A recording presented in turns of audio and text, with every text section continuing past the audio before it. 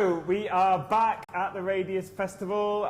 Thank you for staying with us. We have a few more games to go, and the next one is BFF or Die by Honey Tribe Studios, of which Shaz is here to represent them. Shaz, thank you for bringing your game. Hello, thank you for having me. What is this? Right, everyone knows that multiplayer games are best when you're in the same room with your friends or family enjoying it together, correct? Online games are crap in comparison. Oh, yeah. Strong words, Shaz. So a few years ago, I used to meet up with the same group of friends. We played GameCube games all weekend.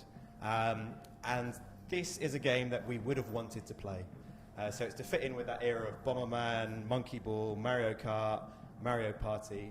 But the difference is this is all collaborative. There's no competition between players. You are all one team. You are all one. You must fuse. And you will help each other or you die. That's your option. Okay, hence the name. Yeah, because I mean, I find it quite tedious that games tend to be about shooting the other guy or defeating the other guy or being dominant over the other guy somehow. So I thought it would be better if you're playing a game with the friends and you're not trying to do them in, you're actually trying to help each other and you in fact need each other. So that's how we've tried to design it, that you really do need everyone to pitch in, otherwise you're just going to lose. Okay. So what are some of the things that the team will have to do together? Okay, so at the moment I'm calling it co-op stealth in a maze, although someone put it out to me, maybe I could adjust that.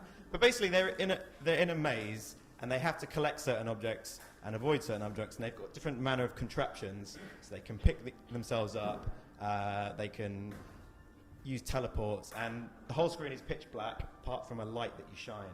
So you constantly have to say, where do you want to go? And they're only going to be good if they talk to each other. If you play silently, you'll lose. You have to communicate. That's the whole point. Should we get them playing? Sure. So we have 4 volunteers Yep. to cooperate. So everyone press the trigger to start.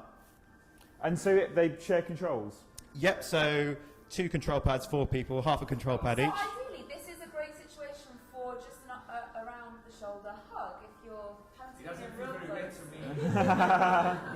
So if we have both controllers plugged in, you should be able to press your triggers. Yep, Only 2 players have joined, because only 2 are highlighted. Are we doing it right?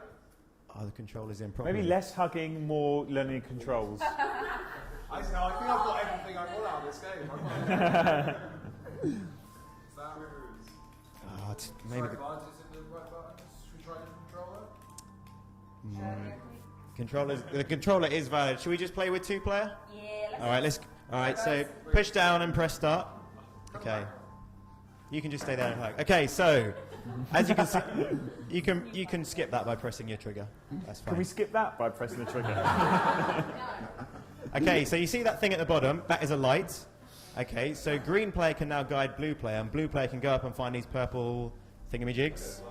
So I'll point out that a lot of the art at the moment is temporary. The gameplay is pretty solid, although we're still refining things, but we're still going through adding all manner of nice animations and visual feedback. So what would be happening if there were 4 players?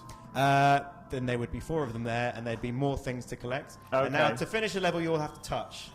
So imagine there'll be a high five animation or a fist bump, and you get sucked into this time-space dimension into the next level. Like the portal robots, you know, the sort of the high five that they do. Right, something like that. And so...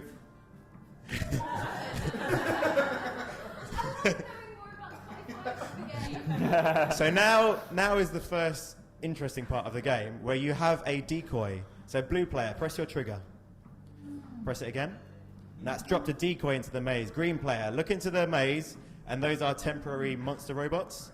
That's it. So what you do is you've zapped them. They're going to try to walk towards the decoy, but they're trapped. So blue player is going to unleash hell. He's going to go around and he's going to open up where they are. Yeah, but but green player is going to have to make sure that they don't get you. So you're going to have to collaborate. That's it. So you see what happens there? So he's distracted them so they go elsewhere so you can live. But you have to be cunning with where you press that decoy. So push your trigger, blue player. Now the decoy's at the top. There you go. There you go. And now they're going to come back to you, but green player is going to be zapping them, and now you can go past. There you go. Yeah. Right. So the whole gameplay is based around... So the whole gameplay is based around you two coordinating yourselves and saying, right, now do it now. No, wait now. I want to go over there. And if you don't talk, you will lose. You're going to get chased by stuff. Yeah. That is an ominous arrow monster. Have you thought about other uses for this game? For example, it could be maybe used in marriage counselling. Because people do sometimes just need to communicate, and this is quite a good way to start that conversation. That's a brilliant idea. Yeah, I think we need to do that one. And it ends in a hug as well, so... I do have this nice imagination where I imagine younger siblings who sometimes fight and they're playing each other at games and killing each other and they're thinking, oh, it's not unfair, I hate you. And maybe if they play this, they'll be BFFs. Oh. Maybe. It's like crisis over. If you do die, you can be resurrected by your friend. So we used to have it so that if one player dies, you all die together.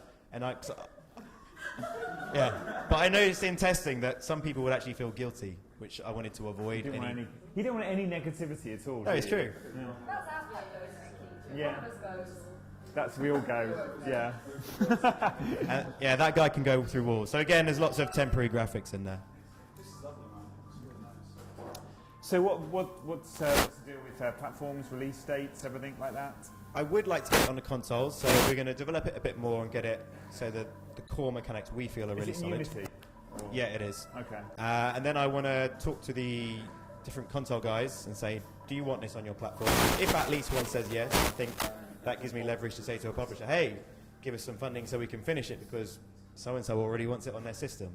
Okay. How many of you are there? At this? 3. So it's myself, Andre, the programmer, and Alex, the artist, who's based in Belgium. So 2 of us in London, 1 in Belgium. Have you all worked on games in the past, or is this a... Not together, actually. This is the first game we made together. I got really lucky. The programmer, Andre, he just emailed me and said, hey, can I jump in on a project? Because I used to make demos and stuff, but I never made a full game. And he turned out to be really, really good. And he's got a full-time programming job, yet every night he just plows through the code. So he's like a programming demon, basically. Oh, okay. And then the artist is really cool. He had a really cool portfolio, and I just showed it in a demo, and he liked the idea, so he jumped on board. Excellent. Okay.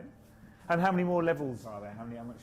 So you'll see at the moment they've just got the first level with a crane. So you get different you've got a crane where you can pick people up. You've got a little teleporter. You can make teleports. So we're just making a first kind of world. So maybe 15, 20 levels. Yeah. Yeah. Say again? I said it's a little overpowered, that's cool.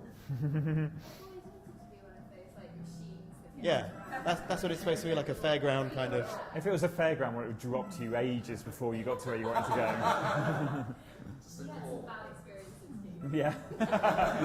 Yep, I'll never get that Sonic cuddly toy. So how can we find you on the internet? You could go to my website, which is honeytribestudios.com, or on Twitter, I'm honeytribestu, because studios won't fit, and what would fit would be honeytribestud. That's it. Which is the game you're creating in your spare time. Which no one knows about. Which is also cooperative. Yeah.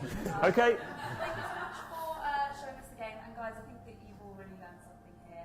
This is some real friendship. These guys have learned patience.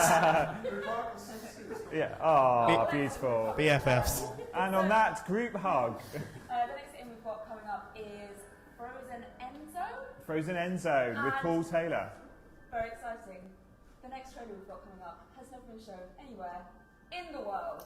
Exclusive! It's exclusive! Wow. Wow. Radius. Excellent. Okay, so Shaz, thank you very much. And yeah, round of applause for Shaz and Honey Tribe.